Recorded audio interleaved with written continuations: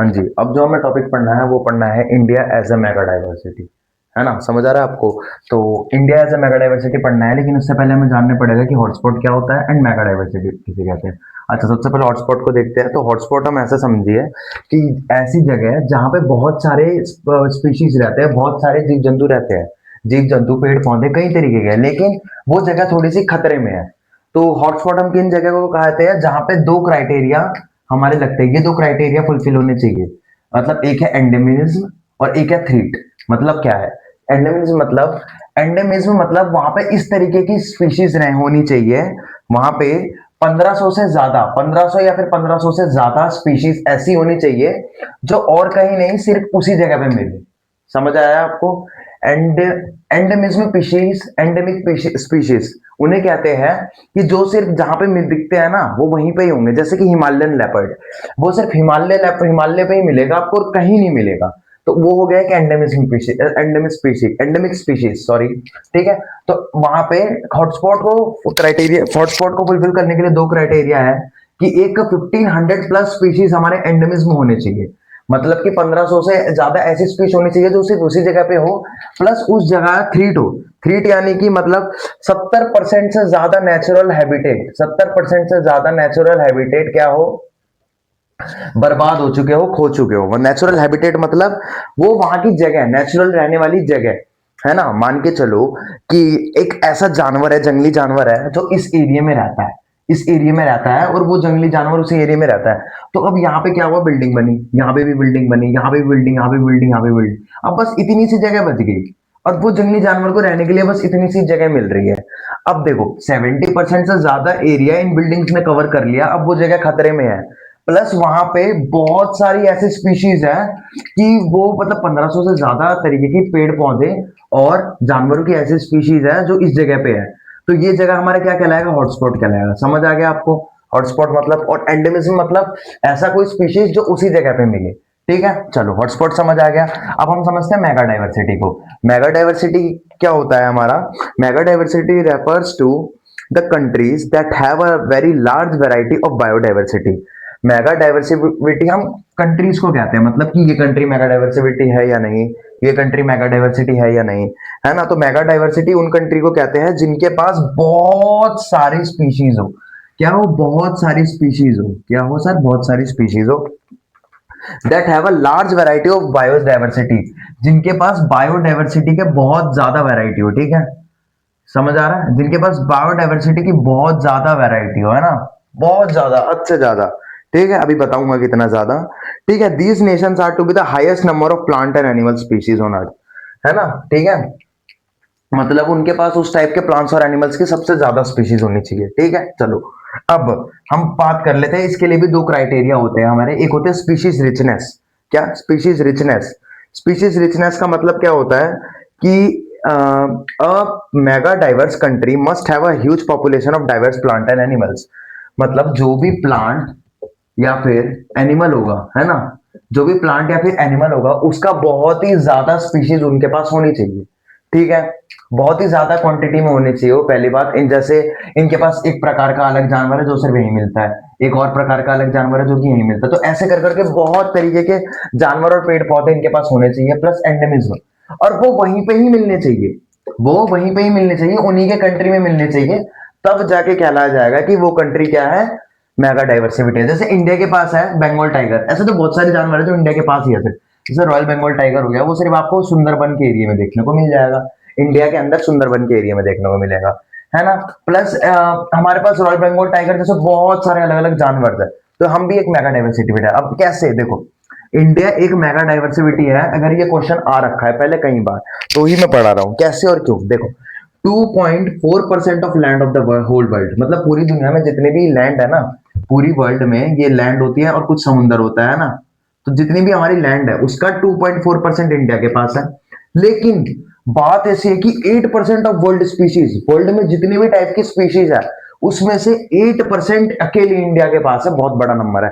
तो इससे पता चलता है कि भाई जमीन तो बहुत कम है हमारे पास, लेकिन हमारे पास स्पीशीज बहुत ज्यादा है। ओके, चलो, यानी लैंड तो कम है, लैंड कम है, लेकिन स्पीशीज कैसी है, बहुत ज्यादा है। चलो ठीक है, रिच स्पीशीज। अब इंडिया एक बायोडाइवर्सिटी क्यों है, क्योंकि इसके पास रिचनेस ऑफ स्पीशीज या फिर रिच स्पीशीज है। मतलब कहने का मतलब है कि 45,000 से ज्यादा, 45,000 प्लस प्लांट्स है इंडिया के पास, है ना। फ्लोरा फोना भी लिख सकते हो इसको तुम। और 91,000 से ज्यादा एनिमल्स के प्रकार है। 91,000 प्लस क्या है, एनिमल्स है। भाई मैं नंबर नहीं बता रहा कि 91,000 एनिमल है, 91,000 वैरायटी के एनिमल्स है। 91,000 वैरायटी मतलब सोचो, इस 91,000 में एक तुम्हारा लायन आ जाएगा, एक तुम्हारा टाइगर आ जाएगा, लेपर्ड, ऐसे कर करके 91,000 तरीके के जानवर है इंडिया के अंदर। ठीक है। अब यूनिक लाइफ एंडेमिज्म मतलब देखो, इसका मतलब क्या है, they are a lot of animals and plants exist in India. और इनमें से बहुत से एनिमल्स और बहुत से प्लांट्स तो ऐसे हैं जो सिर्फ इंडिया में मिलते हैं। एंडेमिज्म का मतलब इसी जगह पे मिलते हैं, इंडिया में मिलते हैं। चलो ये क्राइटेरिया भी हो गया। अब ये क्या बोल रहे हैं, डिफरेंट टाइप ऑफ हैबिटेट। अब एक और इंपॉर्टेंट बात, हमारे पास डिफरेंट टाइप ऑफ हाउसेज है, डिफरेंट टाइप ऑफ हैबिटेट है। मतलब हमारे पास जानवरों और पेड़ पौधों के रहने के लिए अलग अलग टाइप के घर है। घर यानी कि डेजर्ट है, रेगिस्तान है ना, वेस्टर्न घाट्स है ना, वेस्टर्न घाट्स है। हमारे पास माउंटेन है, हमारे पास स्नोवी माउंटेन्स है, बर्फ वाले माउंटेन्स भी है, दार्जिलिंग साइड, हिमालय और सारा हिमालय साइड, ठीक है, उस साइड, है ना। और हमारे पास हिली रीजन्स भी है, उत्तराखंड पहाड़ के साइड हो गया, है ना। हमारे पास हर टाइप की जमीन है, प्लेन्स भी है। तो इसलिए इंडिया इस वजह से एक मेगा डाइवर्सिटी है। याद रहे, याद रखना, ये लाइन जरूर लिख के आना। 2.4% पूरे वर्ल्ड का, 8% ऑफ होल वर्ल्ड स्पीसीज का। फिर यहाँ रिच स्पीसीज में 45,000 से ज्यादा प्लांट्स है, 91,000 से ज्यादा एनिमल्स हैं।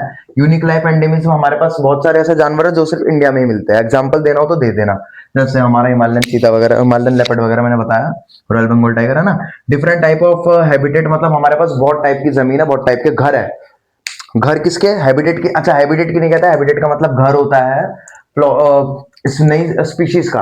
हैबिटेट घर होता है स्पीशीज का, कैसी स्पीशीज का, पेड़ पौधों का भी, और पेड़ पौधों का भी और जंगली जानवरों का भी। ठीक है, चलो नेक्स्ट टॉपिक पे चलते हैं विदाउट टाइम वेस्ट। अब जो हमें अगला टॉपिक पढ़ना है वो है हमारा in situ conversation, conservation, sorry conversation बोलने के लिए, एंड एक्स सिटू कन्वर्सेशन। अब ये है क्या, है ना। तो मैं इनकी डेफिनेशंस पढ़ रहा हूं सबसे पहले। Conserving species within their natural habitats. अच्छा, ये वर्ड मार्क कर रहा हूं मैं, अभी समझाऊंगा। Conserving species within their natural habitat and protecting the entire ecosystem where they live. देखो, एक्स सिटू कन्वर्सेशन क्या होता है, इन सिटू, इन सिटू कन्वर्सेशन क्या होता है, इन मतलब अंदर, इन सिटू हम बोले तो घर के अंदर, याद रहेगा। इन सिटू कंजर्वेशन, इन मतलब अंदर, तो इन सिटू कभी भी आ जाता हम क्या समझेंगे, घर के अंदर। ठीक है, तो इसमें क्या करना है आपको, इसका मतलब होता है कि कंजर्विंग मतलब उन स्पीशीज को बचाना, उन स्पीशीज को कंजर्व करना, बचाना, कैसे, अपने नेचुरल हैबिटेट के अंदर, विद इन उनके नेचुरल हैबिटेट के साथ। मतलब नेचुरल हैबिटेट मतलब प्राकृतिक घर, हैबिटेट मतलब मैं बता चुका हूं, घर जो जहां पे जीव जंतु रहते हैं, जहां पेड़ पौधे रहते हैं, है ना। तो इन सिटू मतलब वो जहां पे रहते हैं उसी जगह को भी बचाना, प्लस उन जानवरों को भी बचाना। अब ऐसा समझो कि सुंदरबन है, सुंदरबन में कौन रहता है, रॉयल बंगाल टाइगर रहता है, रॉयल बंगाल टाइगर रहता है। तो रॉयल बंगाल टाइगर में हम पहली बात तो रॉयल बंगाल टाइगर को क्या कर रहे हैं, प्रोटेक्ट कर रहे हैं, कंजर्व कर रहे हैं। ठीक है, प्लस इस सुंदरबन को भी खूबसूरती को बचा रहे हैं, ताकि वहां पे ना ज्यादा पेड़ कटे, ना कोई दिक्कत हो। समझ आ गया। इन सिटू कंजर्वेशन मतलब उन जानवरों को, उन पेड़ पौधों को भी बचाना, प्लस आसपास के जगह को भी बचाना। ठीक है ना, उनके जगह के नेचुरल हैबिटेट के साथ, मतलब प्राकृतिक वाले घर के साथ। ओके, चलो ये डाउट भी क्लियर हो गया, इन सिटू कंजर्वेशन समझ आ गया। अच्छा, इसके अगर मैं एग्जांपल्स दूं तो national parks and sanctuaries, India has 89 national parks and 500 wildlife sanctuary. India के पास 89 नेशनल पार्क्स है और 500 से ज्यादा वाइल्ड लाइफ सेंचुरीज है, सॉरी वाइल्ड, हाँ जी, तो मैंने बोला इंडिया के पास 89 नेशनल पार्क्स और 500 से ज्यादा वाइल्ड लाइफ सेंचुरीज है। ठीक है अच्छा, उनमें से एक एग्जांपल है जैसे फेमस फॉर प्रोटेक्टिंग एलिफेंट्स, जैसे काजीरंगा, काजीरंगा नेशनल पार्क हमारा। ठीक है, काजीरंगा नेशनल पार्क हमारा क्या है, एलिफेंट को सिक्योर करने के लिए, एलिफेंट को कंजर्व करने के लिए एक हमारा नेशनल पार्क है। ठीक है, चलो इन सिटू समझ आ गया। इन सिटू यानी घर के अंदर, घर को भी बचाना। ठीक है, एक्स सिटू मतलब, एक्स सिटू मतलब क्या है, एक्स सिटू को ऐसे समझो कि conserving species outside there natural habitat, उनके घर के बाहर उन्हें कंजर्व करो इन अ ह्यूमन कंट्रोल एनवायरनमेंट, और एक ऐसे एनवायरनमेंट पे जो कि ह्यूमन के कंट्रोल में हो। मतलब भाई क्या बोल रहे हो, मतलब ऐसा समझो कि बाय चांस एग्जांपल ले लो कि टाइगर की स्पीशीज खत्म होने वाली है, मतलब टाइगर है, ठीक है, टाइगर है, उसकी स्पीशीज खत्म होने वाली है, तो उसको उठा के ले आया भाई दिल्ली के जू में, जू में ले आए 10-15 टाइगर हमने लाए, उन सबको हम रोज खाना देते हैं, टाइम टू टाइम उनका हेल्थ केयर चेकअप कर रहे हैं ताकि वो बचे रहे, उनका डीएनए लेके से रख लेते हैं, है ना, ताकि आगे चल के वैसी कोई स्पीशीज को हम बना सके, है ना। तो ये हो जाता है आपका एक्सी टू कन्वर्जेशन, मतलब वो जिस जगह पे रहता है उसके हैबिटेट, नेचुरल हैबिटेट मतलब उसका घर, है ना, नेचुरल हैबिटेट मतलब प्राकृतिक घर, ऐसा समझो, जहां पे पेड़ पौधे वगैरह रहते हैं उनका घर।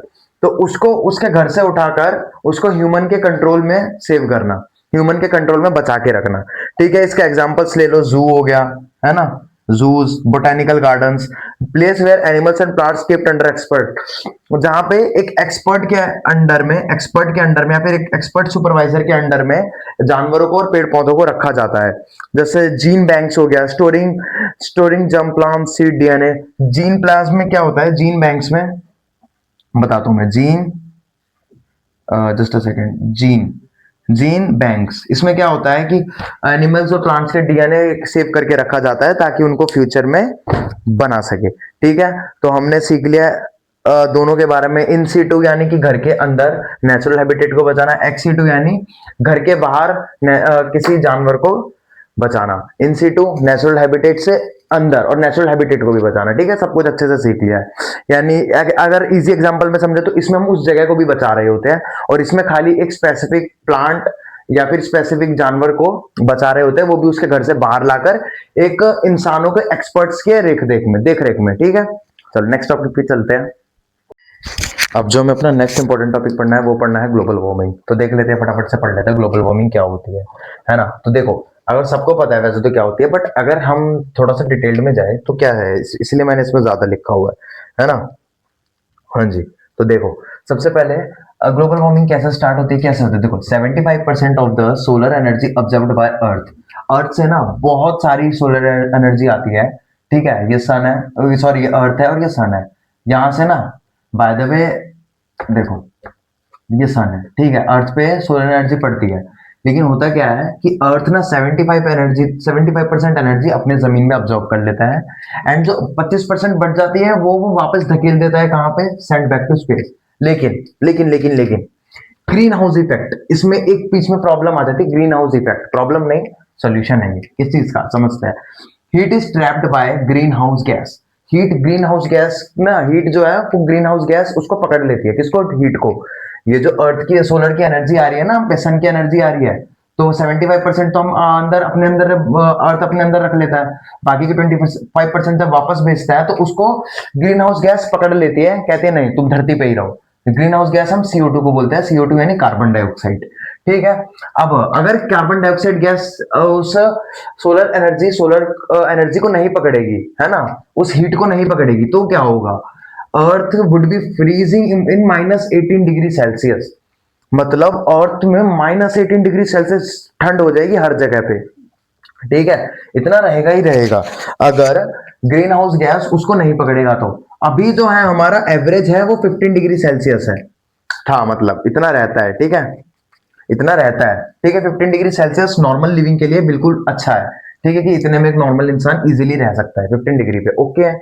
हाँ जी, तो ये 15 डिग्री सेल्सियस हमारा इसकी वजह से रहता है, CO2 की वजह से, इसे हम ग्रीन हाउस गैस कहते हैं। CO2 क्या करता है कि सन से जो भी हीट आती है उसको पकड़ के रख लेता है अपने पास, इस वजह से नॉर्मल 15 डिग्री सेल्सियस रहता है। लेकिन अगर ग्रीन हाउस गैस या CO2 जिसे कहते हैं वो नहीं रहेगा, तो क्या होगा कि -18 डिग्री सेल्सियस हमारा अर्थ पे टेम्परेचर हो जाएगा। ठीक है, वही लिखा हुआ है, CO2 किसे कहते हैं हम, ग्रीन हाउस गैस को कहते हैं। ओके, अब क्या होती है प्रॉब्लम, अब बढ़ती CO2 के चक्कर में प्रॉब्लम कैसे होती है, क्या होती है, देखो, रैपिड इंडस्ट्रियलाइजेशन, जल्दी जल्दी इंडस्ट्रीज बन रही है, फैक्ट्रीज बन रही है, ग्रोथ ऑफ फैक्ट्रीज, पॉपुलेशन जल्दी जल्दी बढ़ रही है। अब सबको पता है पॉपुलेशन बढ़ने से CO2 का क्या अंतर है, जब आप सांस लेते हो, बचपन में पढ़ा था, सांस लेते हो तो ऑक्सीजन अंदर लेते हो एंड बाहर निकाल देते हम CO2 निकालते हो। अब अगर इस कमरे में 10 लोग हैं तो 10 लोग ऑक्सीजन ले रहे हैं और CO2 निकाल रहे हैं, तो CO2 की मात्रा जल्दी जल्दी बढ़ी। अब 10 की जगह 12 लोग आ जाए, है ना, और कमरा बंद कर दो, तो ऑक्सीजन जितना है उतना ही सब सांस लेके क्या भर देंगे पूरे कमरे में, CO2, फिर पूरे कमरे में गर्मी हो जाएगी, सफिकेशन वगैरह होता है ना, वो सब इसी वजह से होता है। ठीक है, हाँ जी, पॉपुलेशन ग्रोथ हो गई इस वजह से। उसके बाद कुछ ह्यूमन एक्टिविटीज है, a lot of type of human activities, जैसे कहीं पे आग लगा के छोड़ दिया, कहीं पे कुछ कर दिया। ठीक है, तो इन सब एक्टिविटीज की वजह से CO2 का लेवल धरती पे 31% बढ़ गया। भाई बहुत ज्यादा मात्रा होती है 31%। 1-2% भी बढ़ जाए तो दिक्कत है, पर 31% बढ़ रखा है। अब इसकी वजह से क्या रिजल्ट निकलता है सर, क्या होता है अगर से 31% मात्रा बढ़ जाए, तो एक्सिस गैस जरूरत से ज्यादा CO2 गैस ट्रैप करेगी ज्यादा हीट को। ठीक है, जितना ज्यादा CO2 उतना ज्यादा हीट को ट्रैप करेगी, और उस ट्रैप करने की वजह से क्या होगा कि धरती का एटमॉस्फेयर पूरा गर्म हो जाएगा, बहुत ज्यादा गर्म हो जाएगा। और इसी फेनोमेनन को हम क्या कहते हैं, कॉल्ड ग्लोबल वार्मिंग। इसी को हम क्या कहते हैं सर, ग्लोबल वार्मिंग कहते हैं। समझ आया, डाउट क्लियर हुआ? एंड अब देखो इसमें आगे क्या लिखा हुआ है। अब इसकी वजह से और क्या क्या प्रॉब्लम्स हो सकती है, एक्सट्रीम वेदर, जैसे मौसम का मिजाज बदलना, कभी भी बहुत ज्यादा गर्मी हो जाती है, आजकल दिल्ली का मौसम का भी ऐसा ही कुछ हाल है। मेल्टिंग आइस, नॉर्थ पोल की साउथ पोल की यहाँ की आइस पिघल रही है, ग्लेशियर्स की आइस पिघल रही है। ठीक है, लूज ऑफ स्पीशीज, और ये बढ़ती गर्मी के चक्कर में हम अपनी स्पीशीज को खो दे रहे हैं। ठीक है, हेल्थ रिस्क, सबको बहुत ज्यादा गर्मी की वजह से हीट स्ट्रोक वगैरह lot of type of problems देखने को मिल जाती है। ठीक है, अब इनका सॉल्यूशन क्या है भाई, सॉल्यूशन आप खुद लिख लेना, क्योंकि इतना इजी टॉपिक है, इसमें सॉल्यूशन भी नहीं लिख पाओगे क्या यार तुम? है, जो बहुत इजी टॉपिक टॉपिक है ये। ठीक है, तो नेक्स्ट टॉपिक पे चलते हैं। ओके, अच्छा, सॉल्यूशन किस टाइप के लिख लेना, जस्ट लाइक चाइना ने अपनाई थी मतलब पॉपुलेशन कंट्रोल करने के लिए वन चाइल्ड पॉलिसी, है ना। ऐसे तो हम पॉपुलेशन को कंट्रोल करेंगे, उससे ग्लोबल वार्मिंग कंट्रोल होगी। दूसरी चीज, हम इंडस्ट्रियलाइजेशन को रोक सकते हैं एंड पेड़ लगाना शुरू कर सकते हैं, और ज्यादा पेड़ लगाओ और ज्यादा पेड़ लगाओ, इस टाइप की। तो ये सॉल्यूशंस अगर पूछता है तो खुद लिखाना, by the way global warming में क्वेश्चन आएगा। ठीक है, तो अब हमें पढ़ना है ओजोन लेयर डिप्लीशन, मतलब कि ओजोन परत कैसे फट रही है। ठीक है, चलो वो तो हम पढ़ लेंगे कि कैसे क्या हो रहा है, लेकिन देखो सबसे पहले समझ लेते हैं ओजोन लेयर है क्या। ठीक है, तो ये 3 एटम से बना हुआ है, O plus O plus O, मतलब ये ऑक्सीजन का ही एक तरीके से रूप है देखा जाए तो, क्योंकि ऑक्सीजन जो होता है वो O2 होता है, और ये क्या है, O3 है। O प्लस O एक्चुअली होता क्या है, अच्छा अभी बताऊंगा, पहले बता देता हूँ। It forms a protective layer in earth atmosphere. Ozone क्या करता है, एक ये प्रोटेक्टिव लेयर अर्थ के एटमॉस्फेयर पे प्रोटेक्टिव लेयर फॉर्म कर देता है, जो कि हमारे अभी अभी जहां हम खड़े हैं जमीन, उससे 20 से 50 किलोमीटर ऊपर फॉर्म करता है वो। ठीक है, इट इज हाईली पॉइजनस, और ये ओजोन लेयर कैसी होती है, बहुत ज्यादा पॉइजनस गैस होती है, क्योंकि इसमें और भी गैस मिली हुई होती है, बट ये हमें यूवी रे से प्रोटेक्ट करती है। ठीक है, अच्छा इंपॉर्टेंस क्या है ओजोन लेयर की, ये एक शील्ड की तरह एक्ट करता है, जो कि सन्स की हार्मफुल यूवी रेस को, यूवी रेस यानी कि अल्ट्रावायलेट रेस को, उससे प्रोटेक्ट करता है, इसलिए हमें ऐसा शील्ड एक्ट करता है। और ये यूवी रेस से हमें प्रोटेक्ट करके, प्रिवेंट करके, यूवी रेस को रोक कर क्या करता है, मतलब अर्थ यूवी रेस को अर्थ की सरफेस तक रोकने से पहुंचकर ये जितने भी जीव जंतु है धरती पे उन सबको प्रोटेक्ट कर रहा है। और प्लस में जो हम खेती कर पा रहे हैं, वेजिटेशन कर पा रहे हैं, उसमें भी ये हेल्प कर रहा है, क्योंकि अगर वो आ गए ना, अगर यूवी रेस धरती तक पहुंच गई तो क्या होगा कि हमें कैंसर, स्किन कैंसर टाइप, वो जो कि हम पढ़ेंगे कि इनसे क्या कॉज है, कई टाइप की बीमारियां हो जाती है, और हमारे फसलें भी खराब हो जाते हैं। दूसरी चीज, ओजोन लेयर कैसे बनता है, एक्चुअली जो सन है ना, सन की यूवी रेस है ना, ये यूवी लिख रहा हूं मैं, यूवी रेस ऑक्सीजन O2 पे पड़ती है, O2 पे पड़ती है ना, और O2 पे पड़ने के बाद इसे O और O में तोड़ देती है, और ये एक और ऑक्सीजन को अपने पास बांध लेता है, और फिर ये क्या बन जाता है, O3 बन जाता है, और ये फिर ओजोन बन जाता है, और ऐसे ही कर करके पूरी अर्थ की लेयर के ऊपर ओजोन की परत बन जाती है, अर्थ के एटमॉस्फेयर के ऊपर ओजोन की परत बन जाती है। ठीक है, हमने ओजोन पढ़ लिया क्या होता है, हमने इंपॉर्टेंस पढ़ ली, अब हम इसके ये पढ़ेंगे कि ओजोन ना होए तो दिक्कत क्या है, और ये फट कैसे रहा है। ठीक है।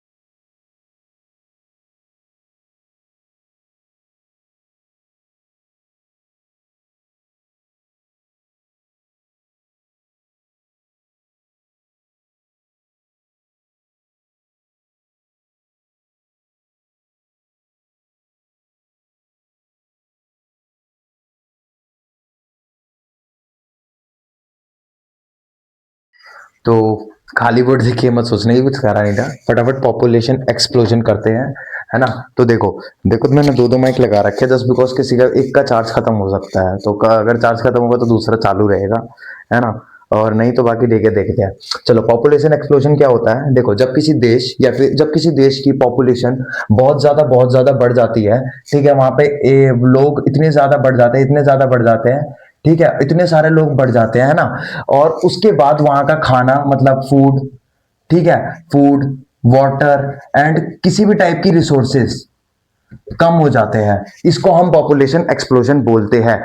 इसमें क्या क्या चीजें आती है, मतलब ये किस वजह से होता है, एक डेथ रेट मतलब लोगों के सिर्फ पैदा होने की, अच्छा, लोगों की मरने की जो गिनती है ना, लोगों के मरने की जो परसेंटेज है वो कम है, ठीक है। लोग आजकल कम मर रहे हैं क्योंकि सब एक्सरसाइज वगैरह पे ध्यान दे रहे हैं, तो लोग कम मर रहे हैं और इस वजह से लोग भरे जा रहे हैं। और दूसरी चीज लिटरेसी, इलिटरेसी आजकल क्या होता है कि देखो, मतलब परिवार नियोजन, मतलब ये ना परिवार जानकारी नहीं रखता, मतलब आजकल कई इलिटरेट फैमिलीज आप देखोगे जिसमें क्या होता है कि वो 1 बेबी तक ठीक है, 2 बेबी तक ठीक है, वो 5 to 6 बेबी बेफालतू में कर लेते हैं एंड देन वो उनका ख्याल नहीं रख पाते, पाल नहीं पाते, ठीक है। और उन लोगों को लिटरेट कहने का मतलब ये भी है कि उन लोगों को पता ही नहीं है कि हॉस्पिटल जाके हर चीज का इलाज हो सकता है, कुछ भी, ठीक है। एक ये दिक्कत हो जाती है। उसके बाद गरीबी, मतलब गरीब परिवारों में ज्यादा बच्चों को कमाने वाले हाथ के रूप में देखा जाता है, मतलब जैसे कि कहने का मतलब जैसे हम एक बच्चा करेंगे एंड उसको कमाने भेज देंगे, एक और बच्चा करेंगे फिर उसको कमाने भेज देंगे, लाइक इस टाइप से यूज किया जा रहा है, ठीक है। सोशल बिलीफ्स यानी कुछ पुरानी सोचे धीरे धीरे बदलते रिवाज भी ज्यादा बच्चे होने के कारण बनते हैं, ठीक है। अब इनकी वजह से क्या दिक्कत आती है, हम मैंने बता दिया, रिसोर्सेस में कमी। जब पॉपुलेशन का एक्सप्लोजन होता है तो क्या दिक्कत आती है, रिसोर्सेस में कमी, रिसोर्सेस डिप्लीशन भी कह सकते हैं हम इसे, है ना। और हम ये भी डिप्लीशन तो नहीं, मतलब रिसोर्सेस में कमी तुम लिख रहे हैं ना, ठीक है। एक हो जाता है अनएम्प्लॉयमेंट, ठीक है। एक अनएम्प्लॉयमेंट मतलब ज्यादा लोग होने की वजह से बेरोजगारी, अपने ही देश में देख लो, इतनी ज्यादा पॉपुलेशन है उस वजह से कितनी ज्यादा बेरोजगारी है ना। और एक तरीके से हम लोग क्या बनते जाते हैं, एनवायरमेंट पर बोझ बनते जाते हैं, क्या बनते जाते हैं, एनवायरमेंट पर बोझ, है ना। समझ आ रहा है आपको, हम एक बर्डन बन जाते हैं, किस पे, बर्डन बन जाते हैं, बर्डन बन जाते हैं किस पर, एनवायरमेंट पर, बर्डन ऑन एनवायरमेंट, ठीक है। और अगर देखा जाए तो बस फिर यही हो जाता है, और इसमें और तो कुछ है नहीं। अच्छा, रोका कैसे जाए, देखो, अगर इसको रोकने के तरीके आते हैं तो प्रोवाइड एजुकेशन टू एवरीवन, हर किसी को, हर एक बच्चे से लेके हर किसी को एजुकेशन प्रोवाइड करो एंड उन्हें ये समझाओ कि भाई 5 से 6 बेबीज बोर्न करने से कुछ नहीं होगा, है ना। चाइना की तरह समझदार बनो, जैसे उन्होंने 1 चाइल्ड पॉलिसी अपनाई थी उस टाइप से रहो। वुमेन एम्पावरमेंट, जैसे महिलाओं को शिक्षित करना ताकि वो अपने परिवार के बारे में सही फैसले दे पाए, है ना, महिलाओं को वुमेन एम्पावरमेंट। एक और इसमें आ जाता है आपका वुमेन एम्पावरमेंट, है ना।